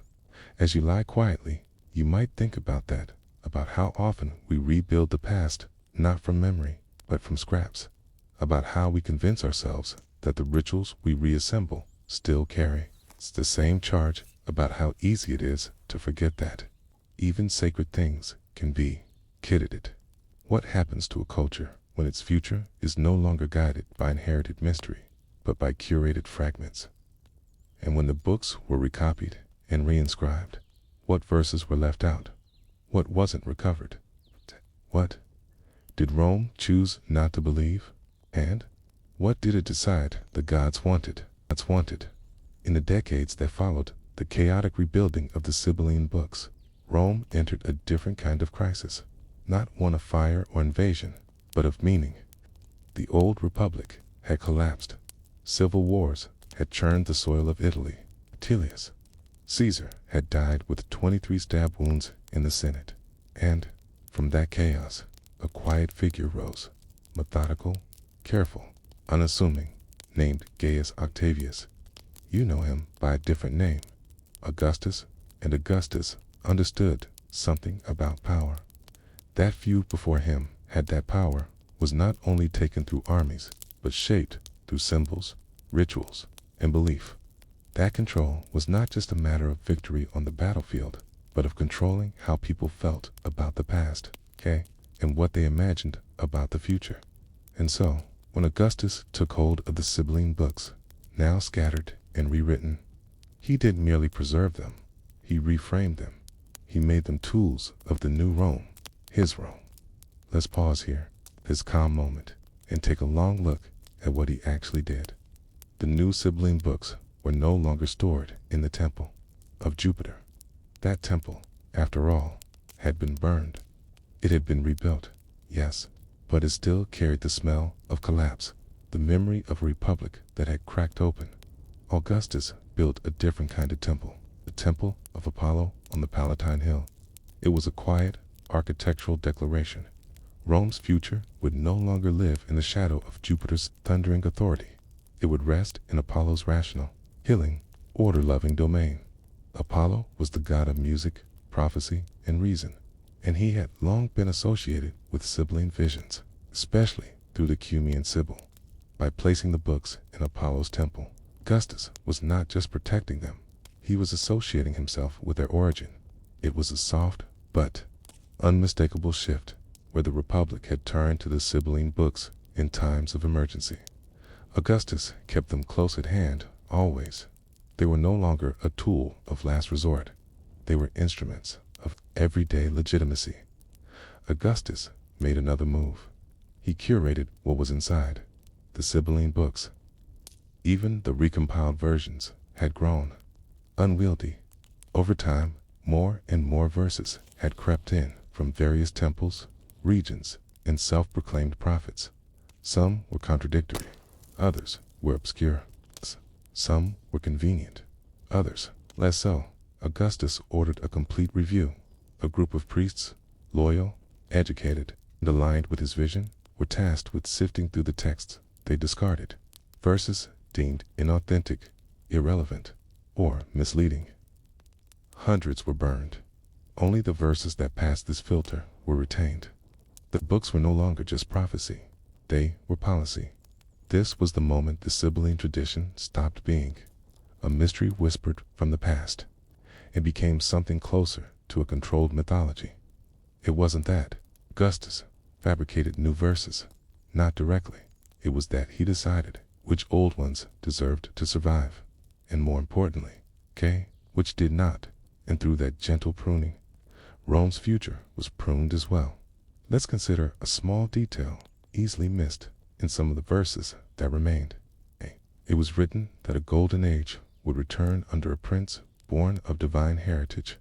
Now, perhaps this was a fragment from centuries earlier, or perhaps it became more prominent because Augustus had just adopted the title Divi Filius, son of the divine, honoring his uncle Julius Caesar, now deified. When a prophecy fits a ruler perfectly, you have to wonder, did the prophecy shape the ruler? Or did the ruler shape the prophecy? But Augustus did not stop with the books. He embedded the Sibylline style into public life. Poets like Virgil began to echo Sibylline themes, especially in the eclogues, where a newborn child is said to usher in a new era of peace and prosperity. Temples were built. Festivals revived. Every omen, every comet, flood, eclipse was reinterpreted not as a sign of collapse, but as a confirmation of the emperor's role. Where once the Sibylline books warned of plague or recommended sacrifices to foreign gods, now they affirmed the divine order of Augustus's reign. It wasn't deception. It was something more subtle, more Roman, a reweaving of truth, a redirection of memory now. Imagine yourself walking the streets of Rome in the year 17 BCE. The forum is quiet under the morning sun. Children run across the marble steps of a basilica, and banners are being hung, because this year, this exact moment, has been declared the Ludi Seculars, the secular games, a once-in-a-century festival meant to mark the end of an era and the dawn of a new one. And at the heart of this celebration, a ritual guided, not coincidentally, by instructions from the Sibylline books under Augustus. The books didn't just predict events, they scheduled them. The Ludi Seculars included sacrifices to a carefully chosen pantheon, including Apollo and Diana, both now closely tied to the emperor. There were choruses of boys and girls trained in hymns. There were theatrical performances. There was a return to old customs, staged. Yes, but deeply meaningful to the Roman imagination. Augustus wasn't just using prophecy, he was performing it. In the Sibylline books were the script, of course, Not everyone in Rome was convinced. There were scholars and cynics. Some whispered that the books had become propaganda. Others noticed that the verses quoted seemed increasingly convenient. But Augustus had planned for this. The new books were not available to the public. Only the quindecembri, the priesthood, now fully aligned with imperial authority, could access them. Only their interpretations were valid in this way. The Sibylline books became like a sealed oracle, one whose voice could only be heard through the proper political channel. And that channel was the emperor. Time passed. Augustus died. And Rome mourned, but the Sibylline books remained. Tiberius inherited them. So did Nero. So did Hadrian. Each emperor, in turn, found some use in them. During plagues, they were consulted. During disasters, they were opened. And always, the priesthood relayed what needed to be done. More temples, more rituals, more affirmation. It wasn't just religion anymore. It was public policy written in the language of the divine. And yet, even as the empire grew, even as the books were consulted, something had changed from the days before the fire. The books no longer frightened people. They no longer crackled with mystery. They no longer sounded like voices from the underworld. They had become procedural, predictable, and that predictability, over time, turned into doubt. Imagine holding a scroll that claims to tell the future, but only says to build a new temple. Imagine seeking answers during a famine and being told to sacrifice a certain type of goat. The deeper Rome drifted into imperial bureaucracy. The less the Sibylline books felt like divine thunder, and the more they resembled administrative checklists, the magic had faded. And though the rituals continued, some began to ask, quietly, whether prophecy had lost its teeth, whether Rome was still listening to the gods, or just listening to itself. So, as you rest tonight, maybe you can imagine this quiet change, how something ancient and chaotic, verses born in caves, spoken by frenzied women who chewed laurel leaves, became institutional, how a burning temple led to a rewritten tradition, how prophecy can be edited, filtered, and carefully recited to serve a new political rhythm, and how, even in silence, that shift echoes what was lost when prophecy became policy. And what happens when a culture chooses certainty over mystery. By the time the 3rd century rolled around, Rome was no longer a city of marble. It was still large, yes, still a capital of sorts, but it had become a place of creaking tension. The streets that had once echoed with the steady thump of legionnaires now echoed with whispers. Rome was being pulled at from all sides. Germanic tribes from the north, Parthians from the east, and unrest from within. The empire was still called eternal, but it didn't feel that way anymore. And in that fragile world, the Sibylline books still sat quietly, tucked within the care of the quindecembri, consulted only in extreme emergencies. They were still locked away in a sacred vault, only opened on senatorial order. But they were no longer mysterious. They were no longer feared. They were ... procedural. One could imagine a clerk, half asleep, unrolling a scroll under flickering torchlight, searching for a line about crop failure or an eclipse, nodding dutifully, and drafting a recommendation for a modest temple ceremony. No one would remember by the following year. The Sibylline books had been saved, but their power, that deep, strange mythic aura, had long since eroded, and Rome, in its final centuries, no longer knew what to do with the mystery that didn't serve a political purpose. But there was something else happening, something larger, slower, harder to define. Quiet storm was brewing within Rome itself, not from the gods of Olympus, but from a carpenter's son from Judea, Christianity. The early Christians were not just persecuted for defying Roman gods. They were feared for rejecting the very architecture of Roman religion. Rituals, sacrifices, augury, omens, divinations, the bones of Rome's religious identity, were were seen as pagan, and worse, as distractions from the one true faith. In the Sibylline Books, they were the very embodiment of that world. They had been born from ecstatic pagan prophecy, shaped by Etruscan practices, and preserved by imperial decree. They were woven into everything Christianity was pushing against, and yet, something strange happened. Rather than burning the books, early Christian thinkers found a use for them. Some early Christian writers, like Tantus, Augustine, even Clement of Alexandria, began quoting Sibylline verses to prove Christianity's truth. It might sound contradictory, but there was method in this quiet appropriation. The logic was simple. If pagan prophecy could be shown to predict Christ's arrival, even indirectly, it could prove Christianity was not a wild new cult, but the fulfillment of all ancient wisdom, even that of Rome's most sacred books. One verse in particular was frequently cited. In later centuries, it became known as the Sibylline acrostic. Its Latin version spelled out Isis Christos Theo Eos Soter, Jesus Christ, Son of God, Savior. It was poetic, yes, beautiful, even. But it was not an original Sibylline verse. It was written centuries later, probably by a Christian poet, and passed off as Sibylline. This was not a deception born of malice. It was an attempt to retrofit Rome's fading religious authority into Christianity's emerging theological foundation. But it also showed something else. The Sibylline books had become a relic, a shell that could be filled by whatever authority needed it most. By the 4th century, Christianity had spread, not from the hills or catacombs, but from the palaces. Emperors converted, churches multiplied, temples emptied. The Sibylline books, once guarded by priests, consulted by emperors, and feared by the masses, were no longer relevant. They had no place in a world governed by bishops and creeds.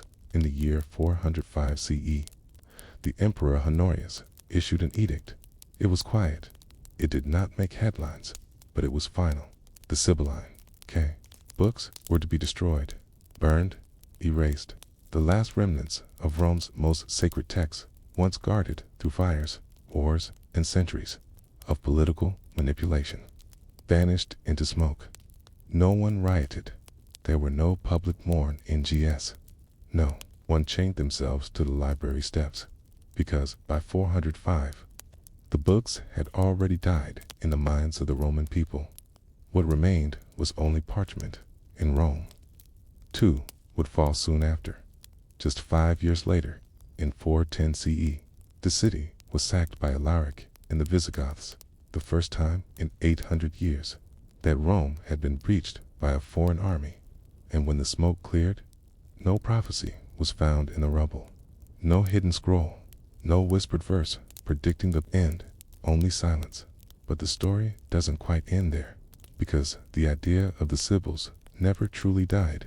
In the centuries that followed, the image of the prophetess, wild-haired, eyes half-closed, whispering truth from the gods, migrated. She became a motif in a Christian art. She appeared in stained glass. She was sculpted on cathedral doorways. Michelangelo even painted 5 Sibyls on the ceiling of the Sistine Chapel, each one wrapped in solemn awe, not because their words still held political weight, but because they were symbols of lost knowledge, of forgotten power, of how even the most sacred things in one age become metaphor in the next.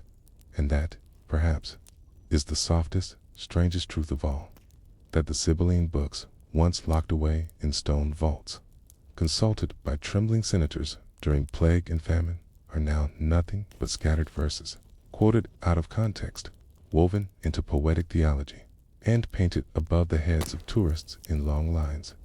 They were feared, then edited, then institutionalized, then appropriated, then burned, and finally mythologized. So tonight, as you lie still, maybe you can wonder quietly what verses were lost in that fire, what forgotten lines vanished in 405, what warnings or comforts never reached us. And what does it mean that the only part of them we remember is their disappearance? In the end, it wasn't the prophecies that shaped Rome. It was the way Rome chose to hear them, and how, when they no longer served, even the most sacred scrolls can be turned to ash, to ash. It begins not in Rome, not in fire, and not in crisis, but in silence. By the time the last whispers of the Sibylline oracles floated across the Mediterranean world, they no longer belonged to emperors, nor to priests, nor to trembling senators, seeking answers in the flicker of omens. They belonged to something else entirely, fading memory. You are in the 5th century now. The Western Roman Empire is no longer a storm of armies and order.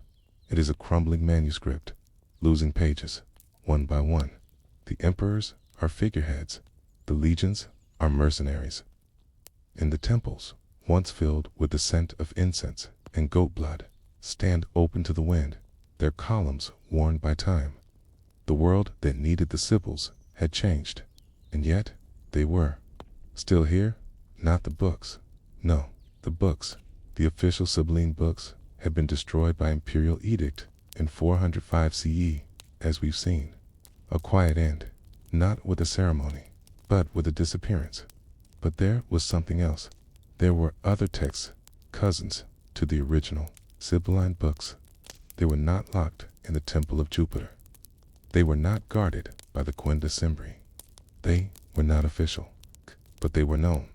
They were the Sibylline oracles, a different tradition, written in Greek, compiled over centuries, blending pagan prophecy with Jewish apocalyptic thought, and, later, Christian revelation. It is easy to confuse the two. Even Roman scholars did.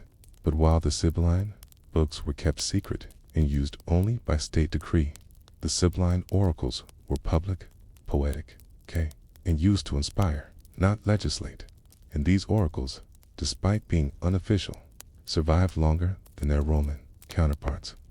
They survived because they adapted, because they stopped being Roman and became something else.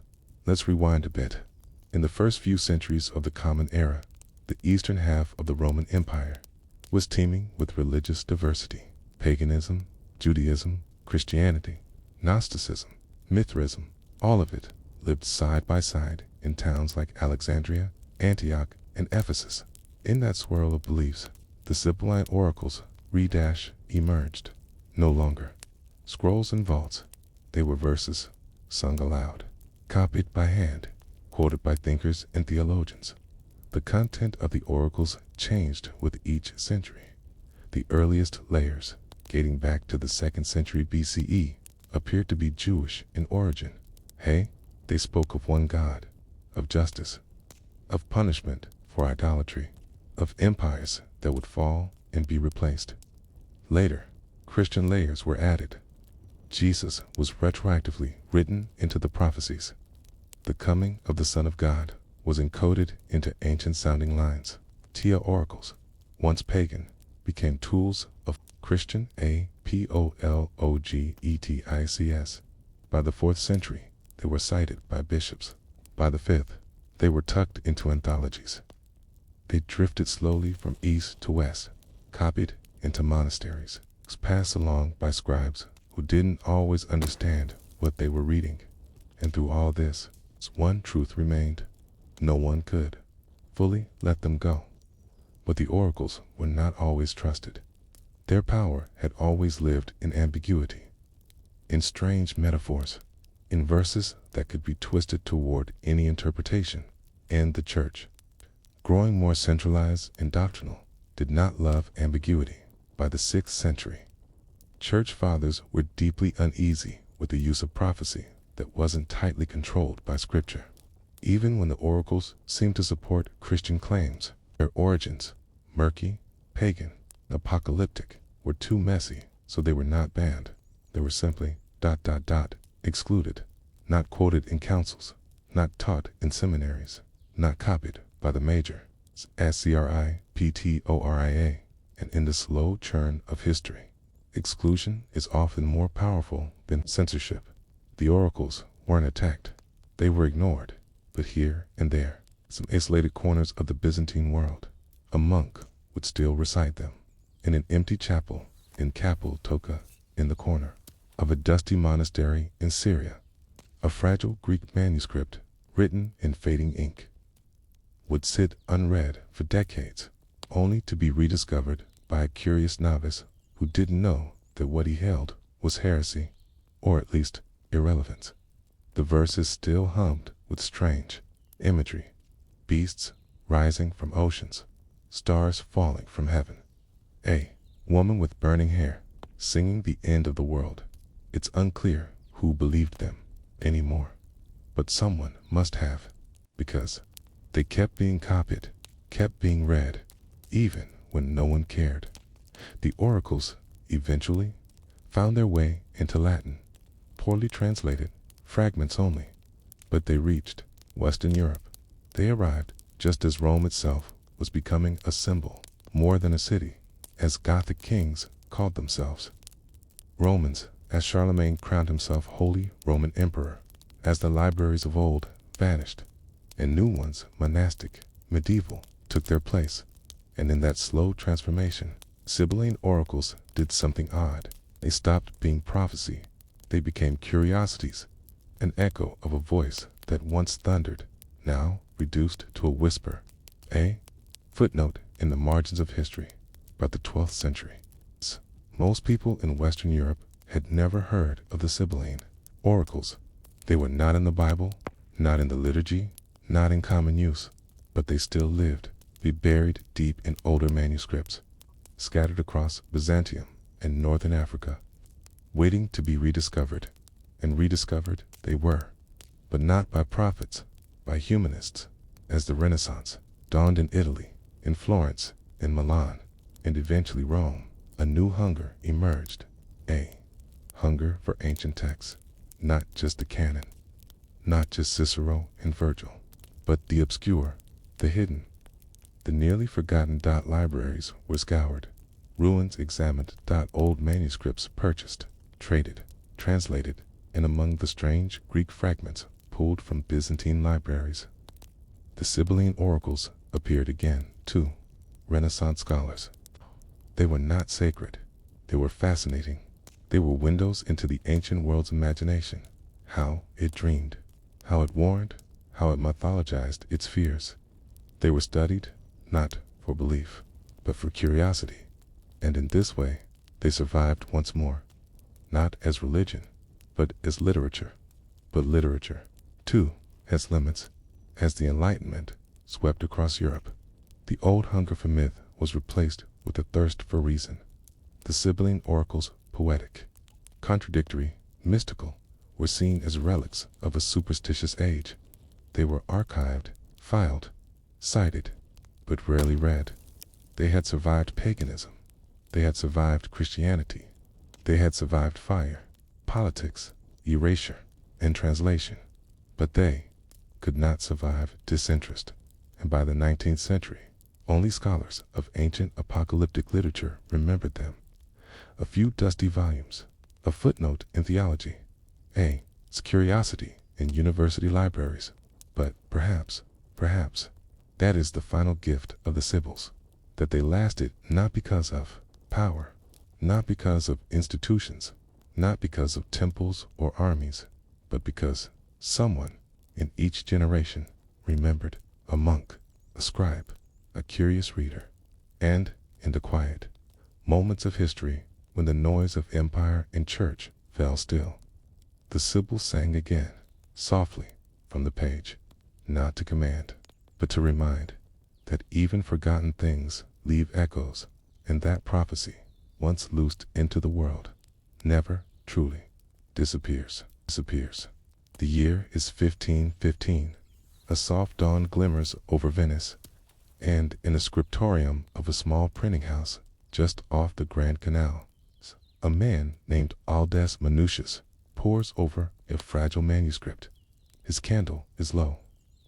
The pages, crumbling and stained, smell faintly of sea salt and old oil. The script is Greek, awkwardly spaced and uneven. Its title barely legible whispers something ancient.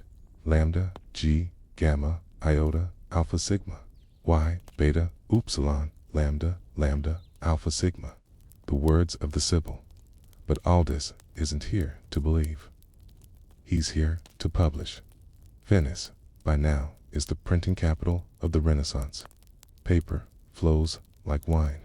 Humanist scholars race to preserve the fragments of the classical world before they are lost to mold, fire, or neglect.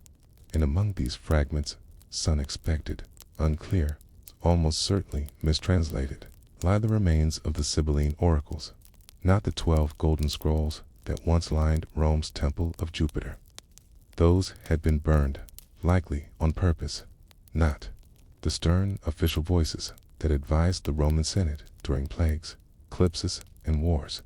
These were different, poetic, eclectic, prophetic, yes, but not in the sense of law. Rather, in the sense of longing. They were scripture for no one, and yet curiously preserved by many. The Sibylline oracles, by the 16th century, had become orphans. They belonged to no religion, no empire, and no institution. And that may be why they were allowed to live. Let's pause and trace what they had become over the course of 1,000 years. The Sibylline oracles had passed through many hands and taken many forms. Originally Jewish, later Christianized, their verses painted a wide, sweeping mythology of the world, its creation, corruption, and eventual fiery purification. They warned of floods, of tyrants, of beasts rising from the sea, of angels and swords, of cities collapsing in Ashdod. And unlike the canonized Christian Gospels, the oracles didn't offer salvation so much as warning. Their God was not personal. He was cosmic, distant, furious. For Renaissance theologians, it was both fascinating and troubling to Catholic scholars. The oracles presented something close to pre-Christian prophecy, a glimpse into how ancient people might have foreseen the arrival of Christ. That made them useful, if selectively quoted, to Protestant reformers. The oracles were cautionary relics, evidence of how paganism and superstition had crept into religious thought before the gospel's purity could spread to most others. Were simply strange, and yet copies kept being made. Picture a Benedictine monk in Burgundy, copying the oracles line by line in an empty room. The walls are thick, the air still. The candlelight flickers over his face as he mumbles each word aloud to help him remember how the lines scan. He doesn't question what he's copying. The order has told him this is part of their preservation work. He does not know that most of the monks who came before him have skipped over these verses, unsure of their usefulness. He just copies centuries earlier. Another scribe in Constantinople had done the same, and earlier still, in Antioch, priest had buried a copy inside a wall to protect it from fire. These acts, individually insignificant, created the path by which the oracles lived on, by neglect, by error, and by quiet devotion. But something shifted in the 17th century. The Enlightenment was beginning in London, Amsterdam, and Paris. The first generation of modern historians emerged. They were not priests. They were not prophets. But we are men of letters, of logic, of skeptical inquiry. They began to ask, where did these oracles come from? Who actually wrote them? And most troubling, can we trust them? One such man was Isaac Casaubon, a French scholar living in England. Casaubon, in the early 1600s, made a bold claim. Many texts thought to be ancient, including large parts of the Sibylline oracles, were not ancient at all. He believed they were the inventions of later centuries, retroactively attributed to earlier authors. This was not blasphemy. It was heresy of a different kind, academic heresy, to suggest that sacred-sounding texts were literary inventions. That prophecy was, perhaps, nothing more than clever poetry. It was a blow not to religion, but to tradition. And Casaubon wasn't alone. Other critics followed. By the end of the century, most Enlightenment historians viewed the Sibylline oracles not as remnants of divine insight, but as examples of myth-making. They were not banned. They were dissected, analyzed, critiqued, and slowly forgotten. Yet even now quietly, they survived in libraries across Europe. Monks still bound the oracles into oversized collections of patristic literature, writings from the early church fathers.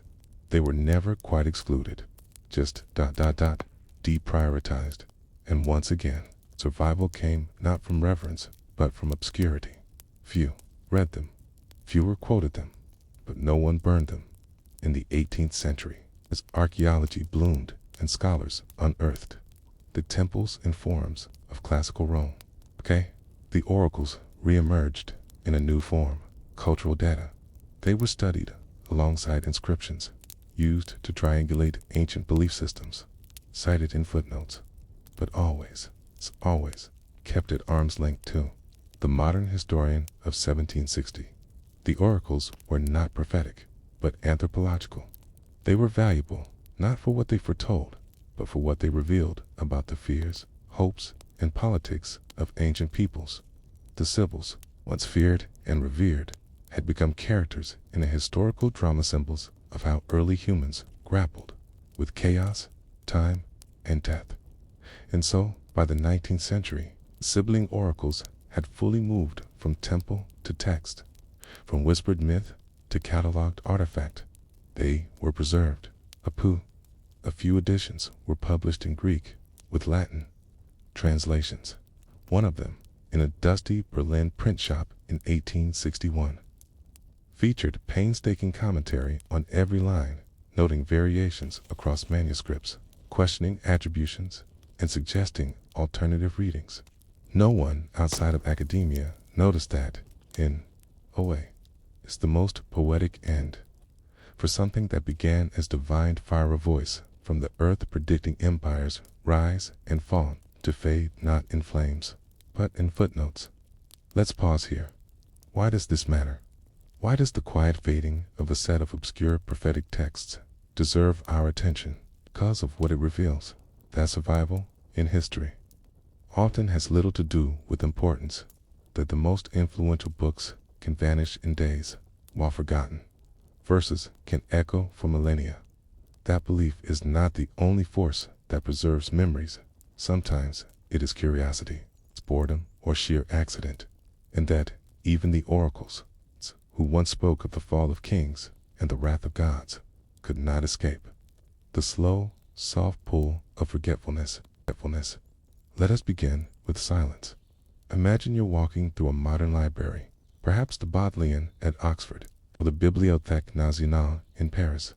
You pass tall shelves of theology, ancient languages, and obscure histories. A section marked Early Christian Writings. A quiet alcove with books no one has borrowed in years, and tucked into one of those shelves, between a faded Greek lexicon and a treatise on origin, you find a slim volume, no dust jacket, no gold lettering, just a simple spine. The Sibylline Oracles. If you were to open it, the pages would offer you a chorus of forgotten voices, lines of verse, erratic in tone, sometimes clumsy, sometimes haunting. The words are ancient, but the meanings shift like smoke. Some speak of floods and kingdoms, others of horned beasts and collapsing temples. Some praise a single god, others hint at older pantheons. One moment, there's a Jewish messianic tone. The next, a Christian apocalypse. Feels like walking through a house built by too many architects. Nothing quite matches, yet somehow it stands. This is what was left. The final disappearance of the Sibylline oracles wasn't dramatic. No fires consumed the last copies. No emperor outlawed their reading. There was no inquisition, no scandal, no decree.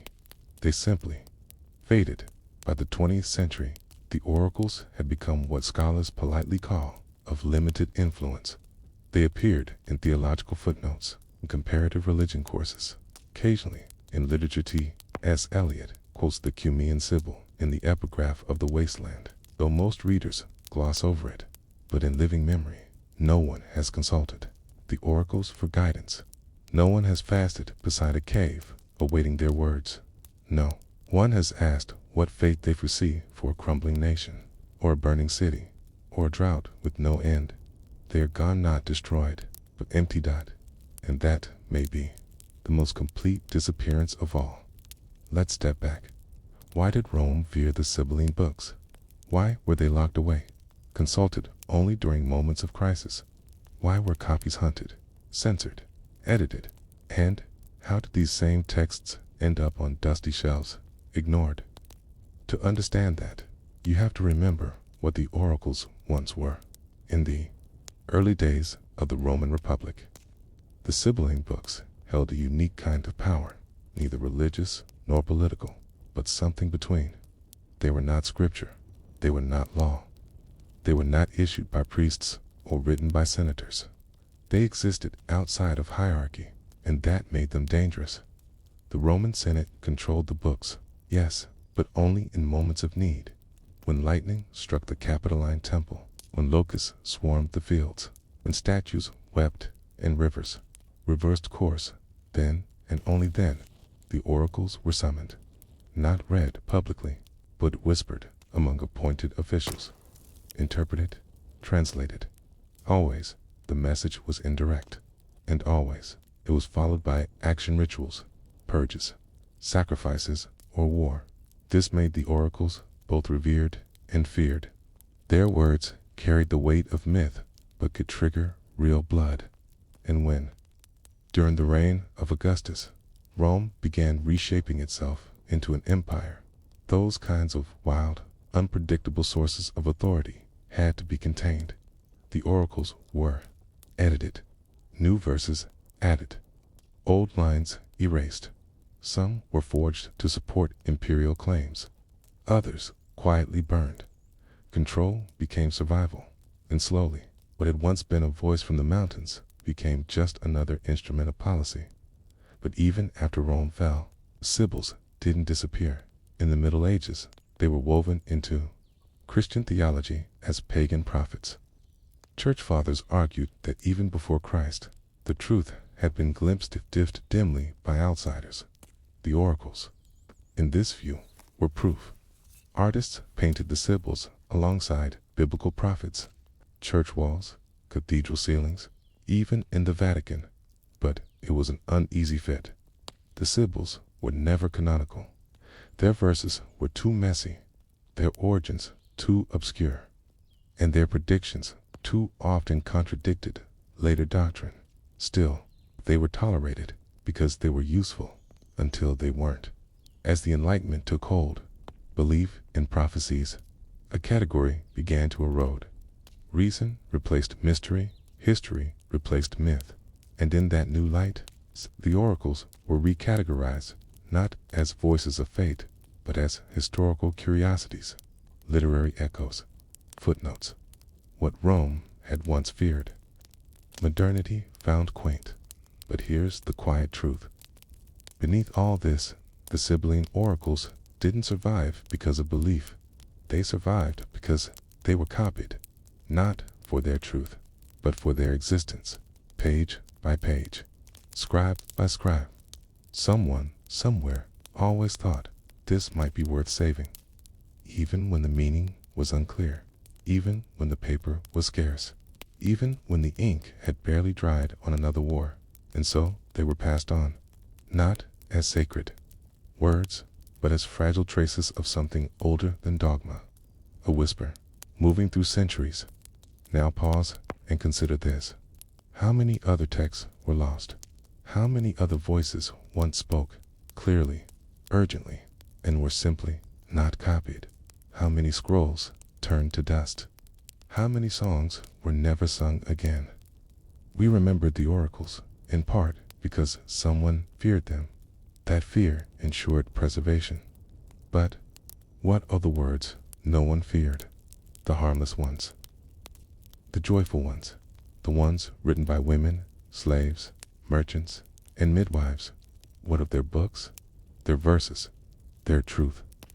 And so, in a way, the Sibylline oracles, strange, fragmented, and contradictory stand, not just as a relic of prophecy, okay, but as a symbol of everything lost and almost lost.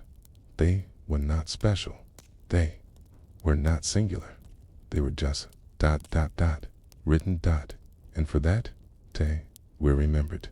Today, you still read them. An English translation exists, though rarely reprinted. It contains 14 books, most compiled between the 2nd century BCE and the 6th century CE. Each book contains poems, usually in dactylic hexameter. The language shifts from Greek to Latin. The imagery is apocalyptic.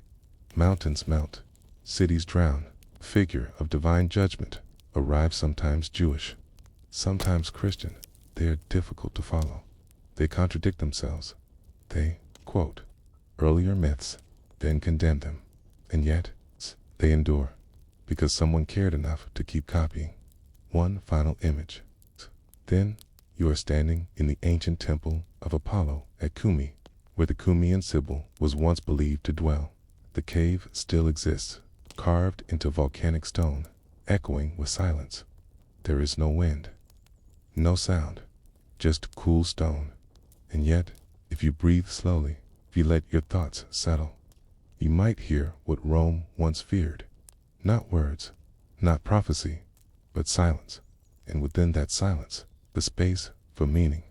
The sibling oracles are gone, but their echo is everywhere, in every forgotten library, in every half-burned page, in every question left unanswered, and in every whisper of history that reminds us there was once a time when prophecy did not come from heaven, but from a cave in the earth, where a woman sat in darkness, speaking to no one, until someone listened. And maybe that's what we are still doing now, listening very quietly to what history forgot.